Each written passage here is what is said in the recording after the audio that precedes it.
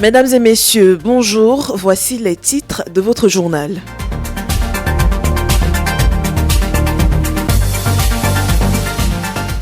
Climat post-électoral au Cameroun, une activiste interpellée à Bafoussam pour incitation à la révolte. La gendarmerie dénonce des appels à l'insurrection diffusés sur les réseaux sociaux. Les détails dans un instant.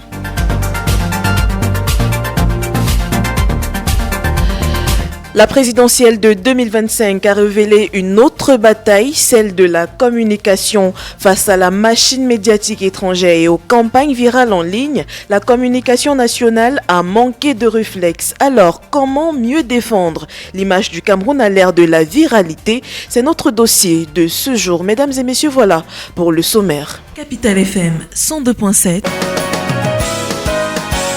La radio de la capitale. Une fois de plus, bonjour et merci de choisir Capital FM 102.7, la radio de la capitale pour vous informer. Premier conseil des cabinets après la présidentielle. Le Premier ministre Joseph Diangouté a réuni les membres du gouvernement. Ce 30 octobre, il a appelé à l'apaisement, à la cohésion nationale et à la préparation des grands rendez-vous économiques, notamment la préparation de la conférence ministérielle de l'OMC prévue à Yaoundé en mars 2026. Nouveau message de félicitations au président Paul Biya, le président guinéen Mamadi Doumbouya et son homologue russe Vladimir Poutine ont félicité Paul Biya pour sa réélection. Les deux chefs d'État saluent la stabilité du Cameroun et souhaitent renforcer la coopération bilatérale. Dans la même dynamique, les institutions régionales réaffirment leur soutien à Yaoundé. Le président de la commission de la CEMAC, Balthazar Ngonga Edjo, a adressé ses vœux de succès au chef de l'État camerounais. Il salue la confiance renouvelée du peuple et assure de la disponibilité de la CEMAC à œuvrer à ses côtés pour une intégration régionale renforcée. Je vous le disais en titre, crise post-électorale au Cameroun, l'activiste Geneviève Tima est là, arrêtée pour appel à l'insurrection, plus connue sur les réseaux sociaux sous le pseudonyme Reine des Bois. Celle-ci a été arrêtée à Yaoundé par des éléments de la gendarmerie nationale. Plus de détails dans ce reportage de Lorraine Ekwemi. Fin de cavale pour la Reine des Bois, interpellée et présentée à la presse. Geneviève Tima est là, fait désormais face à des accusations graves. Appel à l'insurrection, incitation à la violence et préconisation d'attentats. L'opération a été menée à la suite d'une enquête technique conduite par l'Agence nationale des technologies de l'information et de la communication l'ANTIC, et les investigations ont permis d'identifier l'activiste comme l'auteur d'un message audio viral d'1 minute 11 secondes circulant sur WhatsApp dans lequel elle appelait au renversement des institutions de l'État, à l'usage d'explosifs artisanaux, ainsi qu'à des enlèvements et des assassinats de responsables politiques et de leurs proches. Présentée à la presse le 30 octobre 2025, la libératrice autoproclamée a reconnu avoir diffusé des messages incitant les Camerounais à descendre dans la rue et à provoquer des violences. Son interpellation intervient dans un contexte de forte tension post-électorale, marqué par des manifestations, des saccages et des incendies dans plusieurs villes du pays. Depuis la proclamation le 17 octobre dernier des résultats, donnant Paul Biya vainqueur de la présidentielle avec 53,66% des voix contre 35,19% pour Issa Tiroma Bakari, les autorités dénoncent une multiplication des appels à la révolte sur les réseaux sociaux. Cette arrestation illustre la vigilance des services de sécurité dans la traque numérique des instigateurs d'actes de déstabilisation du pays. Dans les régions, les autorités locales multiplient les appels à la vigilance et au calme. Dans le littoral, le préfet du Vouri invite les habitants de Douala à vaquer normalement à leurs occupations, malgré les appels à la désobéissance civile circulant sur les réseaux sociaux. Il rassure que toutes les mesures sont prises pour assurer la sécurité des biens et des personnes. Mais sur la scène internationale, plusieurs partenaires continuent d'exprimer leurs préoccupations.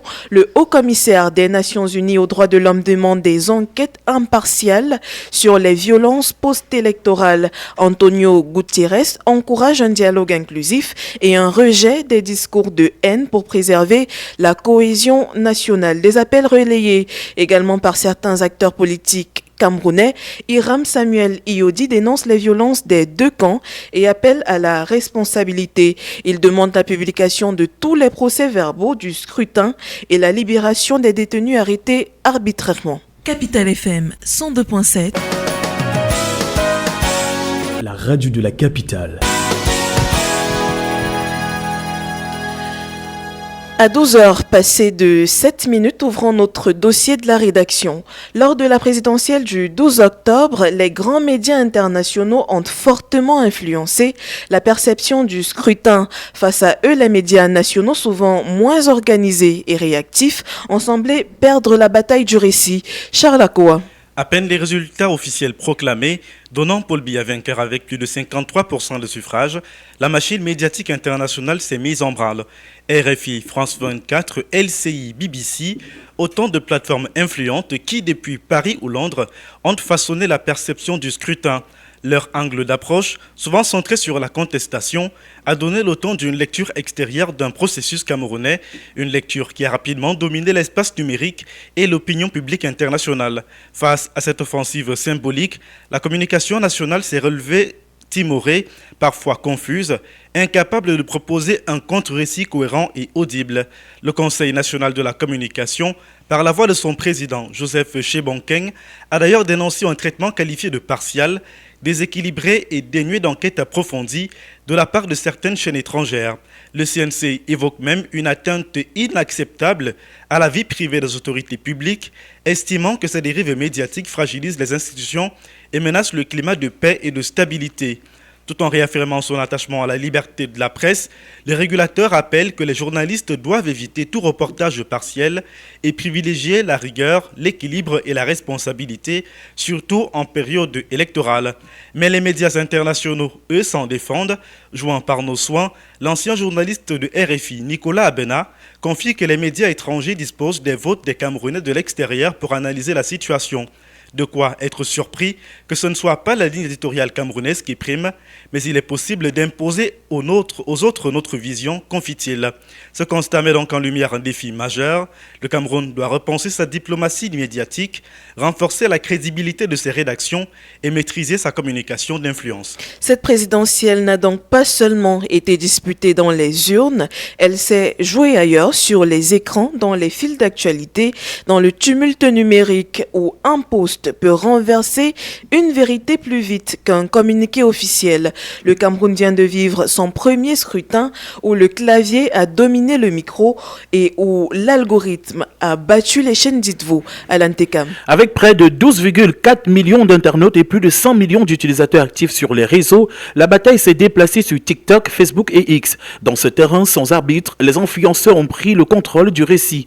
Zuento, avec ses centaines de milliers d'abonnés, publiait en continu vidéos et alertes sur les émeutes, des tensions, des zones libérées, des contenus partagés en rafale, devenant pour beaucoup une source première d'informations politiques.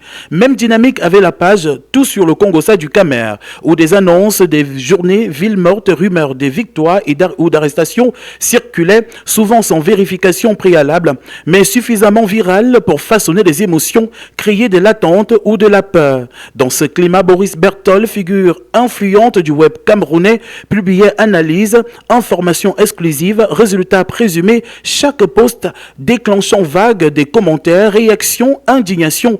Qu'on les conteste ou qu'on les applaudisse, ils ont pesé sur la perception du scrutin.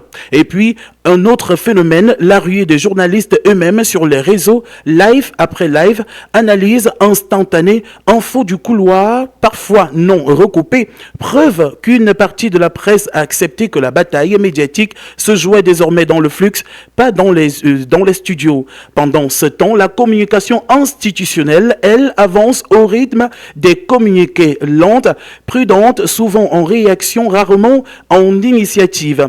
Quand l'État parle, le web avait déjà tranché. Résultat, cette élection a consacré une vérité nouvelle au Cameroun. L'opinion se façonne désormais d'abord en ligne.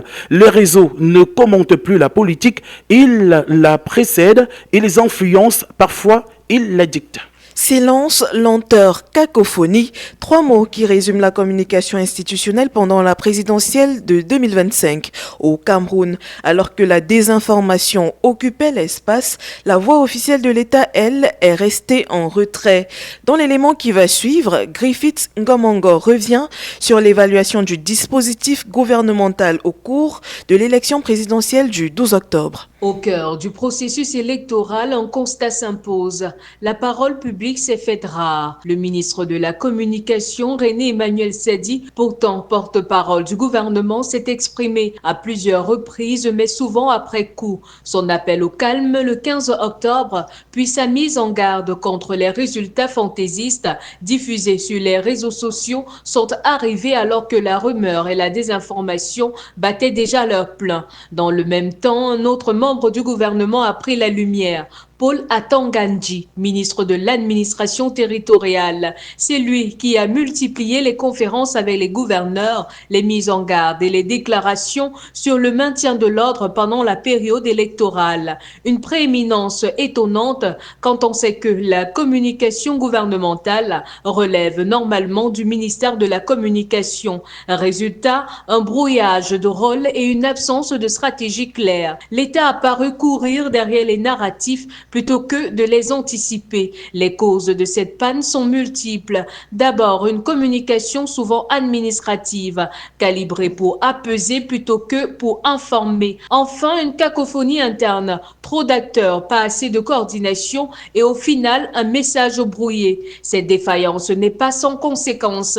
Elle fragilise la confiance du citoyen, nourrit la désinformation. Pour de nombreux observateurs, il est temps de repenser la communication publique. Passer d'une parole réactive à une parole stratégique, d'une communication d'autorité à une communication d'influence et surtout redonner au ministère de la Communication le rôle central qui lui revient, celui de porter la voix officielle de l'État dans le tumulte médiatique. Il est donc clair que la présidentielle du 12 octobre aura mis en lumière une faiblesse structurelle du dispositif communicationnel camerounais. Mais comment bâtir d'ici 2026 une communication d'influence capable de rivaliser avec les puissances narratives mondiales?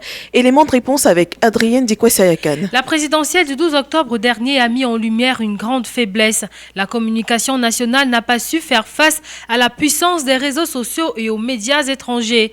Pendant que les plateformes numériques s'enflammaient de rumeurs et d'images sorties de leur contexte, la parole officielle, elle, est restée lente et souvent inaudible. Résultat, le Cameroun a perdu la bataille du récit. Les narratifs venus de l'extérieur ont pris le dessus, laissant peu de place à la version nationale des faits.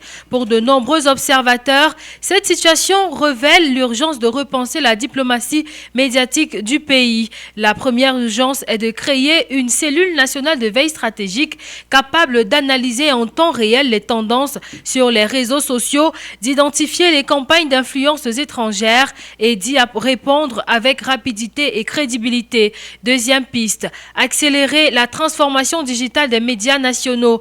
L'audiovisuel public doit passer de la diffusion à la conversation, des longues allocutions au format participatif. Enfin, une coopération sud-sud s'impose. Face aux narratifs biaisés souvent relayés par les médias du Nord, les pays africains gagneraient à construire des alliances médiatiques régionales, à partager leurs plateformes et à produire ensemble des récits valorisant leur trajectoire. Une diplomatie médiatique panafricaine pourrait ainsi contrebalancer les asymétries actuelles, car à l'heure des réseaux sociaux, la souveraineté d'un pays ne se joue plus seulement dans les urnes, mais aussi dans la maîtrise de son image. Et vous, chers auditeurs, durant la présidentielle, avez-vous eu le sentiment que la communication officielle a su défendre l'image du Cameroun face aux médias étrangers et aux réseaux sociaux? La question a été posée à quelques habitants de la ville de Yaoundé. Voici leur réaction. Je pense que la communication du gouvernement aurait pu être plus cohérente et surtout mieux structurée pendant cette période post-électorale. Ce qui m'a vraiment dérangé, c'est le fait de voir certains hommes de médias, pourtant peu connus pour leurs pratiques peu professionnelles, pour ne pas dire très peu orthodoxes, servir de relais pour défendre la position officielle sur les réseaux sociaux. Ce genre de démarche décrédibilise le message et affaiblit la confiance du public, qu'il soit national ou international. La défense de l'image du Cameroun devrait s'appuyer sur une communication éthique, transparente et conduite par de vrais professionnels. La communication officielle a fait de son mieux pour équilibrer les débats, les points de vue, les perceptions durant la récente présidentielle. Je ne sais pas si on aurait pu faire mieux, mais c'est toujours bon d'avoir les deux versions de l'histoire.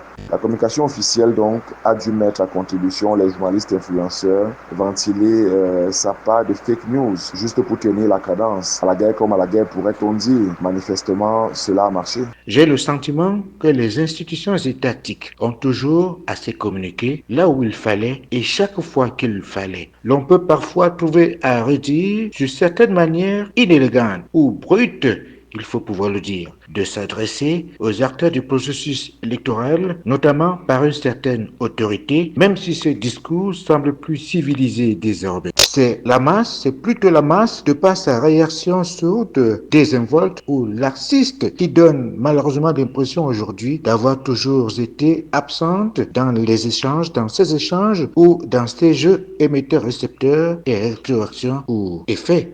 Capital FM 102.7. La radio de la capitale.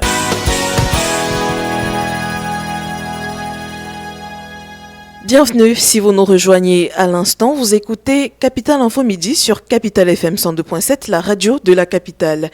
Issa Chiroma Bakari défie le pouvoir. À quelques jours de la prestation du serment du président élu Paul Biya, la tension politique monte d'un cran. L'opposant Issa Chiroma, candidat malheureux à la présidentielle du 12 octobre, appelle à 3 jours de ville morte. En exil, il accuse le régime de répression sanglante et promet de défendre la victoire du peuple. L'analyse de Jean-Séraphin Kou. C'est un message qui sonne comme un barreau d'honneur. Dans une vidéo diffusée sur les réseaux sociaux, Issa Chiroma Bakari, désormais en cavale, selon plusieurs sources, appelle les Camerounais à la résistance. L'ancien ministre de la Communication, reconverti en opposant, invite les populations à observer 3 jours de ville morte à compter du 3 novembre. Un mot d'ordre lancé dans un climat déjà crispé, alors que le pays s'apprête à vivre la prestation de serment du président Paul Biya, déclaré vainqueur du scrutin du 12 octobre. Dans sa déclaration, Issa Chiroma accuse le régime en place d'avoir fait tirer à balles réelles sur des manifestants pacifiques. Il salue, non sans provocation, certains éléments de l'armée qu'il dit reconnaissants pour lui avoir permis de se mettre à l'abri. Et il promet de défendre, je cite, jusqu'au bout, la victoire du peuple, contestant ouvertement la décision de la Cour constitutionnelle qu'il qualifie de mascarade. Mais derrière cette posture de défi se dessine une autre réalité, celle d'un homme isolé, en rupture avec le pouvoir qu'il a longtemps servi et dont la capacité de mobilisation reste incertaine. Si son appel rencontre un certain écho dans les réseaux militants, rien n'indique pour l'instant que la contestation prendra une ampleur nationale. D'autant que le pays semble partagé entre lassitude politique et résignation. Après une campagne tendue et un scrutin contesté, beaucoup redoutent désormais un engrenage de violence. L'appel à la désobéissance civile relance donc une question centrale. Jusqu'où peut aller la contestation sans basculer dans le chaos? Pour le régime, cette nouvelle sortie d'Issa Chiroma n'est qu'une provocation supplémentaire. Du côté du pouvoir, la priorité reste la consolidation de la légitimité du chef de l'État à travers une prestation de serment sans heurts. Mais le signal envoyé par l'opposant sonne comme un avertissement. La fracture politique née du scrutin présidentiel est loin d'être refermée, semble loin d'être refermés. Parlons de toute autre chose à présent. Ce 31 octobre, à l'occasion de la journée des villes, le monde est invité à réfléchir à l'avenir de l'urbanisation.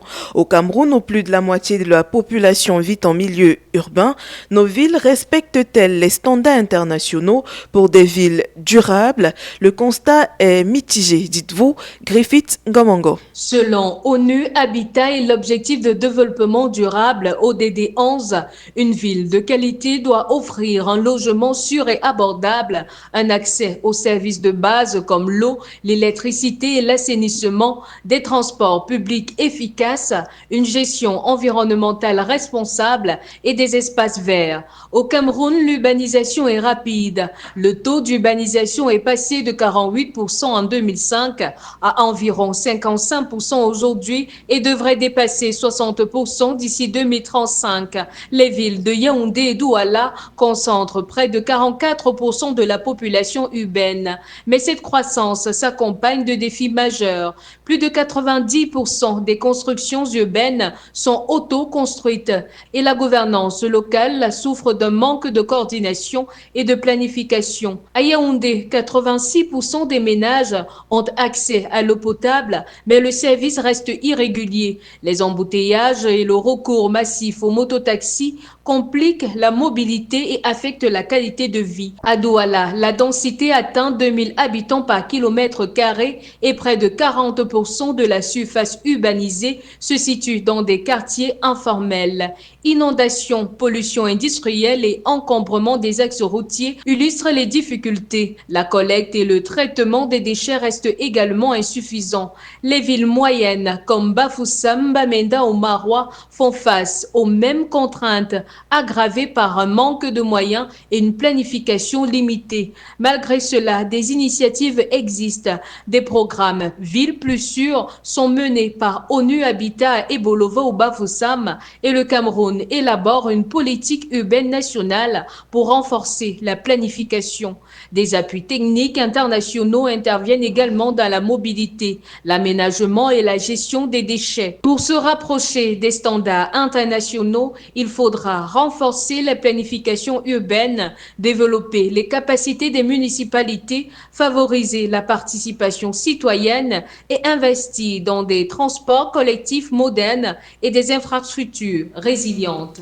Et le week-end dans les villes du Cameroun s'annonce exceptionnellement calme, habituellement rythmé par des concerts, sorties et soirées festives.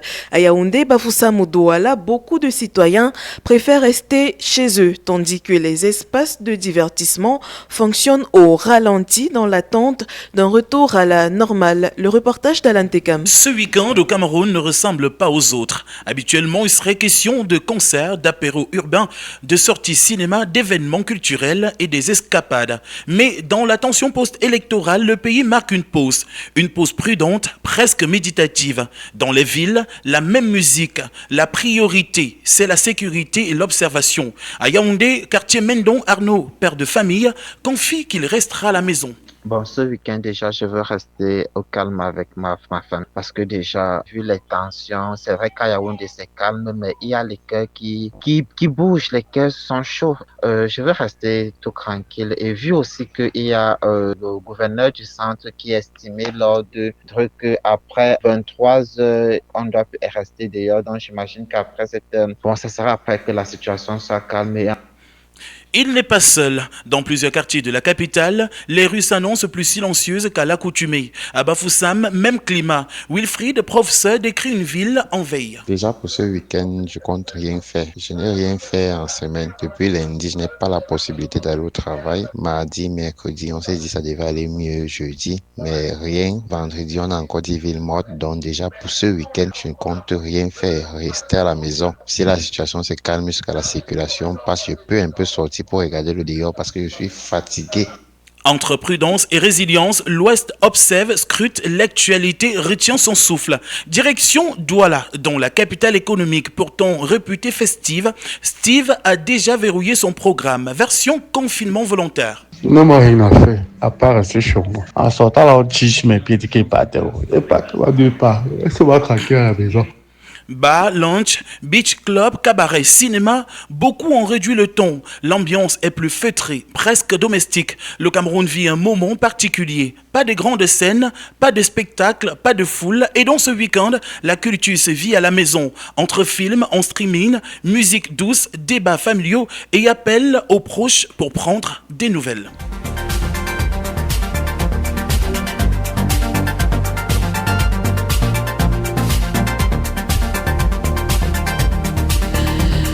Mesdames et messieurs, c'est la fin de cette édition de Capital Info Midi préparée par l'ensemble de la rédaction de Capital FM 102.7. Paulin Aounan était à la mise en onde, Alex Vondo à la régie vidéo, Charles Akoa a assuré la réalisation de cette édition sous la coordination d'Angèle Benfomo et la supervision générale de Jean-Jacques Zé. Pour la présentation, j'étais Sandrine Egolo. Passez un bon week-end en compagnie des programmes de Capital FM et surtout, restez prudents.